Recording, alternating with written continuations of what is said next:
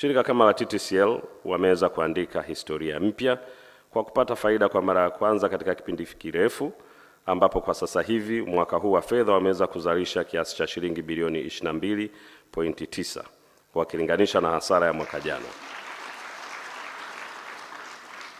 Kwa hiyo hawa mwaka jana walikuwa na hasara ya bilioni 18, na kwa faida waliopata mwaka huu kwa kuanzia wameweza kutoa gawio lao la shilingi bilioni 1.6, na hii inaanza kuleta maana halisi ya kufanya uwekezaji. Asanteni sana.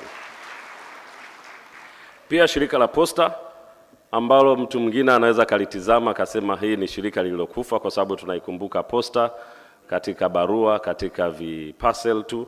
Ni shirika ambalo limekuwa katika reforms kubwa, tunafikiri chini ya uongozi imara kuanzia ngazi ya wizara, board mpaka management, lina uwezo wa kuja kuwa shirika kubwa sana kwa siku za mbeleni. Shirika hili limeweza kufanya mageuzi makubwa, ambapo kwa muda mrefu sana lilikuwa katika hasara, na sasa kipindi hiki limeweza kutengeneza faida ya kiasi cha shilingi bilioni 2.8 kwa mwaka 2025.